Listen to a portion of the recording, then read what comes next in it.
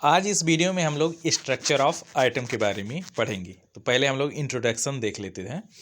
पहले जो साइंटिस्ट थे वो बिलीव करते थे कि आइटम्स जो हैं वो इंडिविजुअल हैं, यानी कि इसको तोड़ा नहीं जा सकता आइटम को। बाद में डिस्कवरीज ने प्रूव किया कि आइटम्स के अंदर स्मॉलर पार्टिकल पाए जाते हैं, जैसे कि इलेक्ट्रॉन, प्रोटॉन, न्यूट्रॉन। इन डिस्कवरीज की वजह से डिफरेंट मॉडल ऑफ आइटम के बारे में जानकारी मिली। अब जानते हैं डिस्कवरी ऑफ इलेक्ट्रॉन्स और प्रोटॉन्स के बारे में। तो इलेक्ट्रॉन की डिस्कवरी की थी जे थॉमसन ने। इन्होंने कैथोड रे ट्यूब का यूज करके ऑब्जर्व किया कि कुछ रेस ट्रैवल करती हैं कैथोड से एनोड की तरफ। कैथोड पे निगेटिव चार्ज होता है और एनोड पे पॉजिटिव चार्ज होता है। तो इससे इनको पता चला जो रेस निगेटिव चार्ज पार्टिकल से बनी है तो वो इलेक्ट्रॉन है, और इलेक्ट्रॉन जो है प्रेजेंट है सभी आइटम्स में। अब जानते हैं इलेक्ट्रॉन की प्रॉपर्टीज़ के बारे में। इलेक्ट्रॉन पे जो चार्ज होता है वो -1 होता है, और इसका मास जो होता है तो 1 डिवाइड बाई 1836 ऑफ प्रोटॉन होता है, और इसका सिंबल जो है ई और ऊपर निगेटिव चार्ज से डिनोट किया जाता है। अब जानते हैं डिस्कवरी ऑफ प्रोटॉन के बारे में। तो इसकी डिस्कवरी की थी ई गोल्डस्टीन ने। इन्होंने यूज किया था एनोड रे एक्सपेरिमेंट। इससे इनको पॉजिटिव रेस यानी कि कैनाल रेस के बारे में जानकारी मिली। इससे इनको पता चला कि आइटम के अंदर पॉजिटिवली चार्ज पार्टिकल्स भी होते हैं जिनको प्रोटॉन कहते हैं। अब जानते हैं प्रोटॉन के प्रॉपर्टीज़ के बारे में। तो इसका जो चार्ज होता है वो +1 होता है, और मास जो है वो 1 एटॉमिक मास यूनिट होता है। इसके सिंबल को लिखते हैं P, और इसके ऊपर पॉजिटिव चार्ज होता है। अब जानते हैं न्यूट्रॉन के डिस्कवरी के बारे में। तो न्यूट्रॉन की डिस्कवरी की थी जेम्स चैडविक ने। इनको न्यूक्लियस के अंदर न्यूट्रल पार्टिकल्स के बारे में जानकारी मिली, और जिसका इन्होंने नाम रखा न्यूट्रॉन्स। अब न्यूट्रॉन की प्रॉपर्टी के बारे में जानते हैं। तो इसका चार्ज 0 होता है, और इसका जो मास है 1 एटॉमिक मास यूनिट होता है। इसके सिंबल की बात करें तो स्मॉल n से डिनोट करते हैं, और ऊपर चार्ज 0 होता है। अब हम लोग देखते हैं थॉमसन मॉडल ऑफ आइटम के बारे में। फर्स्ट मॉडल ऑफ आइटम को जे थॉमसन ने दिया था, जिसको थॉमसन प्लम पडिंग मॉडल कहते हैं। इस मॉडल से इनको पता लगा आइटम जो है वो पॉजिटिवली चार्ज स्फीयर है, और इलेक्ट्रॉन्स इसके अंदर जो है एम्बेडेड हैं। इन्होंने बताया कि जो पॉजिटिव और निगेटिव चार्ज हैं वो इक्वल हैं, यानी कि आइटम न्यूट्रल है। और इसके लिमिटेशन की बात करें तो अरेंजमेंट ऑफ चार्ज को ये मॉडल एक्सप्लेन नहीं कर सका, और इसके साथ ये जो है रदरफोर्ड के एक्सपेरिमेंट का रिजल्ट भी एक्सप्लेन नहीं कर पाया।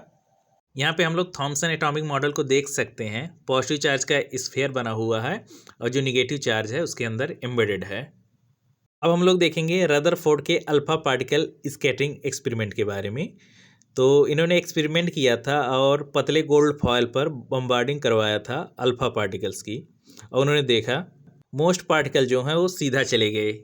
तो इससे पता लगा कि आइटम जो है वो मोस्टली खाली है। सम डिफ्लेक्टेड एट स्मॉल एंगल, यानी कुछ जो है डिफ्लेक्ट हुए, तो ये शो करता है स्मॉल पॉजिटिव रीजन, और कुछ जो है ये बाउंस बैक हो गए। तो इससे पता चला न्यूक्लियस जो है वो बहुत ही डेंस है।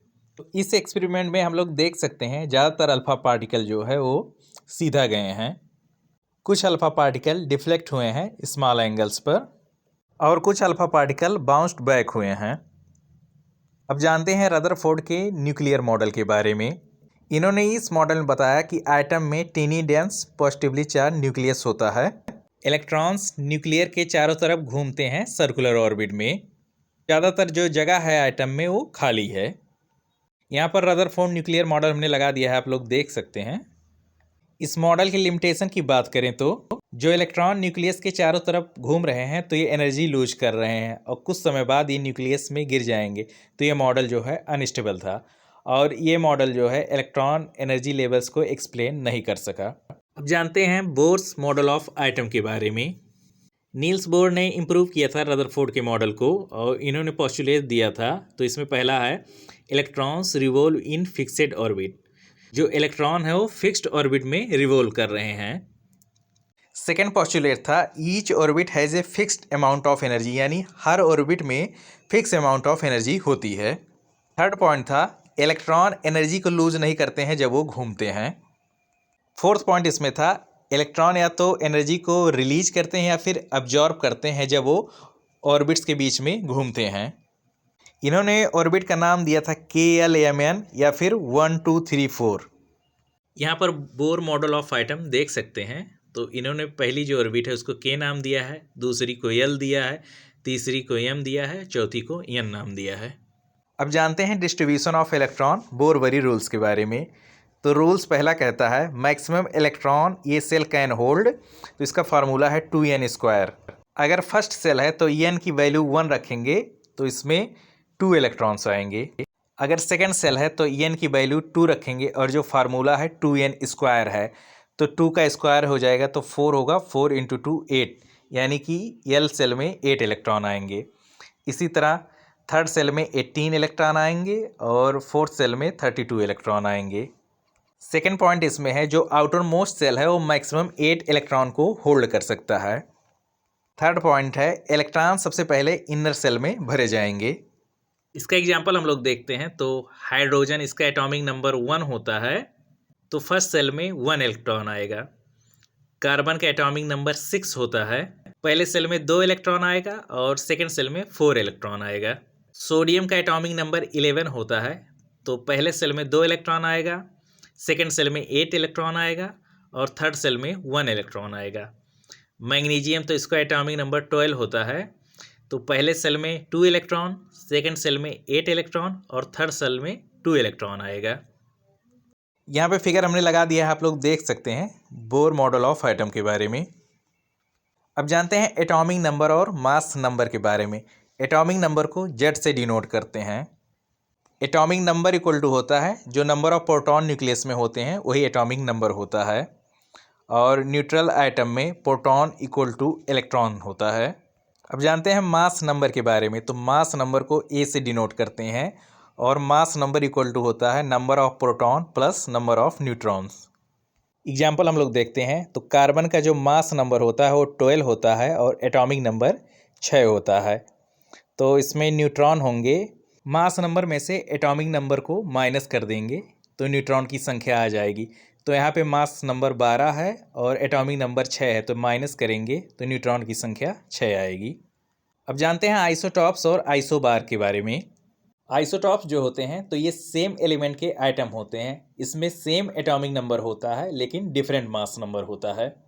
इसका एग्जांपल हम लोग देखते हैं। तो हाइड्रोजन के केस में जो एटॉमिक नंबर है सबका सेम है लेकिन जो मास नंबर है सबका अलग अलग है। और कार्बन के केस में तो इसमें जो एटॉमिक नंबर है दोनों केस में 6 है लेकिन मास नंबर पहले वाले में 12 है और सेकेंड वाले में 14 है।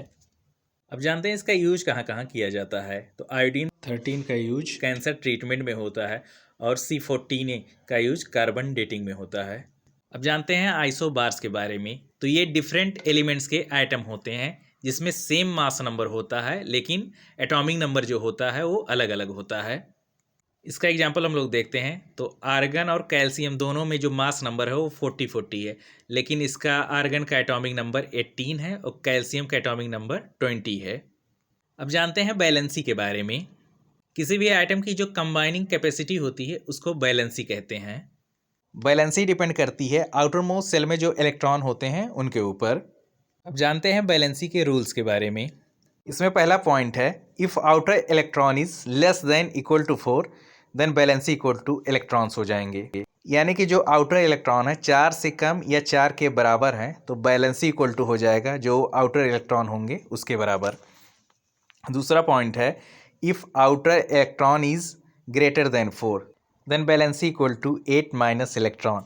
यानी कि अगर आउटर इलेक्ट्रॉन 4 से ज़्यादा है तो बैलेंसी निकालने के लिए 8 में से जो आउटर इलेक्ट्रॉन है उसको माइनस कर देंगे तो बैलेंसी निकल जाएगी। इसका एग्जांपल हम लोग देखते हैं। तो सोडियम का जो इलेक्ट्रॉनिक कॉन्फ़िगरेशन है 281 है, यानी कि आउटर इलेक्ट्रॉन 1 है तो इसकी बैलेंसी 1 होगी। मैग्नीशियम का जो इलेक्ट्रॉनिक कॉन्फ़िगरेशन है 282 है, तो यहाँ पे जो आउटर इलेक्ट्रॉन है वो 2 है तो बैलेंसी 2 होगी। क्लोरीन के केस में इलेक्ट्रॉनिक कॉन्फ़िगरेशन 287 है, तो यहाँ पे जो आउटर इलेक्ट्रॉन है वो 4 से ज़्यादा है तो आउटर इलेक्ट्रॉन को 8 में से माइनस करेंगे तो 8 माइनस 7 होगा 1, यानी कि जो बैलेंसी आएगी 1 होगी।